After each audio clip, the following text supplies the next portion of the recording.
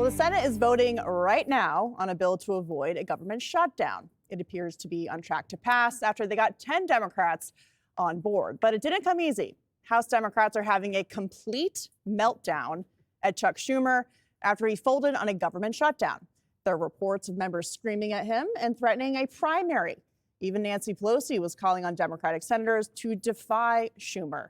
And AOC is ready to throw down, and Hakeem Jeffries is leaving Chuck high and dry. I believe that's a tremendous mistake. It is almost unthinkable why Senate Democrats would vote to hand the few pieces of leverage that we have away for free when we've been sent here to protect Social Security, protect Medicaid, and protect Medicare. Is it time for new leadership in the Senate? Next question. And the party that once demanded EV mandates is now proudly dumping their electric cars. Senator Mark Kelly posted this dopey social media video. Here in Washington, driving to work for the last time in my Tesla. What matters is, doing the right thing. I think it's time to get rid of it. Elon Musk kind of turned out to be an and I don't want to be driving a car built and designed by an Thank you, sir, for that information. And perhaps the most deranged Democrat of them all, Mad Maxine Waters, is accusing President Trump of seeking to start a civil war. This president is putting us in a position where hungry people are going to be on the street, where nonprofits who were waiting for their checks are not going to get them, where seniors waiting for their Social Security check will not get it. And that happens, what does Trump expect? Oh, I believe he expects violence. I believe he expects confrontation. I believe he's working toward a civil war. Wow, Charlie, there's so many things to talk about here. But Chuck Schumer, 2 days ago, basically had Democrats walk the plank. And then last night he sawed it off. And here we are today now with a win for Donald Trump and Democrats completely in disarray. Have you ever seen anything like this? Oh, no. And I was trying to think about it. I think the last time I saw Democrats in this much disarray was probably in 2004 after John Kerry lost to George W. Bush.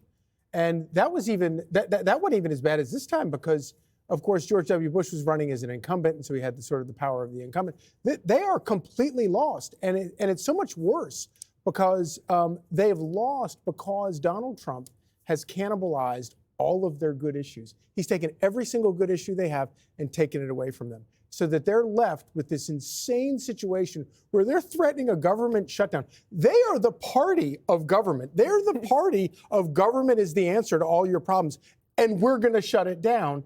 And then, of course, as you point out, he saws the plank off and leaves Democrats holding the bag, and you have a situation where you have Senate Democrats versus House Democrats. You have leadership Democrats versus other leadership Democrats. One other thing I think is kind of interesting is as Nancy Pelosi kind of fades into the background, I swear, I know Republicans tend to not like her, but she was so gifted at keeping Democrats together. Yeah. And we are seeing her absence right now. But she's also present because, Judge, she's saying that Schumer needs to go and that the Senate leadership has completely failed. I find it so interesting that you have Hakeem Jeffries, who lives down the street from Chuck Schumer in Brooklyn. That's a little awkward. Neighbors is not being the one who said who should primary him. It's AOC, also down the street. Yeah, it's interesting that AOC, just kind of as an aside before I get into it, with the, the division between the House Dems and the Senate Dems, but AOC is doing some interesting things. I think that whether or not Hakeem Jeffries wants to admit it, I mean, they're furious with Schumer's. If you think about it, I mean, he's the one with the Corona beer, and he was at all the Doge protests and the avocados, and he was singing, and he was doing the videos, and now all of a sudden he did a U-turn. Honestly, I think it was a smart move. I don't think the Democrats realize that because they would have given Donald Trump power to decide, who gets paid, what's considered an essential job. And so Donald Trump could say, you people are not essential, so you're not going to get paid. I mean, Schumer was between a rock and a hard place, and he made the decision not to shut the government down. But we all know that the party in power is the one that suffers when the government is shut down. But I want to go to AOC. Now, AOC is doing what Gavin Newsom is doing. She said that she's going to start going into the red districts and town halls, and she's going to go out there with Bernie Sanders. And I think the time for her is now or never. I think she is making a decision that, you know what? I think that this is the time for me to get out there because Schumer is out of sync with us. And if there's anything that she has done in the last few years since she's come to Congress, she's become more thoughtful. And she's become more reasoned, and she makes it clear what it is that she's thinking. So they've got a real divide within the party, and I think that she is the one who might be able to put it all together. So, Harold, from a strategy perspective, this was a situation where Democrats initially wanted to shut the government down, saying they could blunt President Trump's agenda. Then they realized what the judge just said about Trump actually having more power in a shutdown to say, we just need essential workers. Now everybody else who's not working, Doge can say, why are they employed by the federal government at all? So now they're in this position where they're voting for the CR, but it's actually a Biden-level spending CR. So it's not like they're really losing that much. And now you have this infighting within the party, and AOC, who is admittedly far left, is the one who's getting the credit for being the one bringing people together.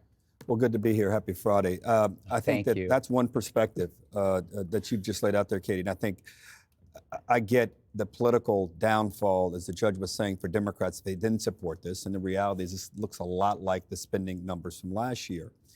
But when you're out of ideas, it seems like my party is, you seem to kind of be out of focus. And as a result, you see these kinds of machinations. We should not forget a week ago, there was a back and forth between Republicans in the House about what this bill should look like and whether or not they could bring all of their party together. So this consternation around this bill has been bipartisan. Two, Chuck Schumer is probably going to face a primary challenge from one of the names mentioned, including the Congresswoman from Congresswoman AOC or Alexandria Ocasio-Cortez. And she will be a formidable opponent because I think what Mr. Schumer probably didn't calculate right. No one knows what he was standing for here. If he just decided I'm going to flip, you got to have a reason. I've always said any politician can change his or her mind, and I always accept when someone comes to my side. But you're not perceived as being authentic if you don't explain why you made the change. I think there were Democrats that wanted some concessions from Republicans. Maybe they couldn't have achieved them or couldn't have won them. But this may be the worst of all worlds. Wouldn't it have been great if Chuck Schumer had said, hey, here's what we want. Here's what our plan looks like. We're calling for a vote on our budget, which we have a Lift Every American Child Act, which will promote and hire teachers who do a good job, have real enforceable, accountable academic standards in our schools, and provide every kid with a summer job and internship to help foster good work skills and understand what it means to be in the real world. Lower taxes on people earning enough. Just something that Democrats could have rallied around, even if Republicans didn't allow it to come up for a vote. So in a lot of ways, I think this may be, I think the government not closing, you said it well at the end, Judge, the party in power normally catches the blame on these kinds of things. I don't want government to shut down, but I think the country needs to be given an alternative. And unfortunately, only the alternative it seems like Mr. Schumer gave Democrats was just a flip-flop. So, Greg, you know who else lives in New York? Who? Harold Ford. I love that Harold. he'd be a good alternative to AOC to run for Senate. I wish he would run for something. You know, just to get him off this table. He's going to run away from you. You know, the Dems are like, you know, that hurts. Yeah. Democrats are like that kind of lonely, unpopular neighbor that's next to the neighbor throwing an amazing kegger. And that unpopular neighbor is trying to figure out, do I try to sneak in and join the fun, or do I call the cops on them and break up the party? They decided to try to sneak in because they know, you know, you don't want to be the party that's only known for one thing, stopping people from having fun. It's like a heckler at a comedy club. The heckler is hated not just by the comedian, but by the entire crowd, especially if the comedian is good. They want you thrown out of there. Plus, I mean, think about shutting down the government. If you shut down the government, that doesn't shut down Doge, does it? No. It's like you could shut down the government, come back, and your Che Guevara desk calendar could be gone. So maybe you keep the government open so you can make sure that you've got an eye on Doge.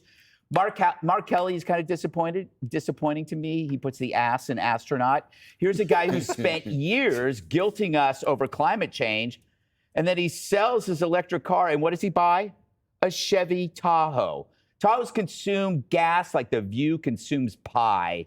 And it's something tells me that he had planned that he didn't just like, oh, I'm selling my EV. It was planned a long time ago. He was exploiting that sale for a virtue signal. I do this all the time. I'll give a scented candle to Kat. She go, I'm so nice that you thought of me. She doesn't know that Dana gave it to me. It's just like he just exploited it. By the way, if you sell your electric car, it doesn't hurt Musk. You already paid for it, so it doesn't matter. But virtue signaling always supersedes common sense. If Trump came out against assault, leftists would punch themselves in the face.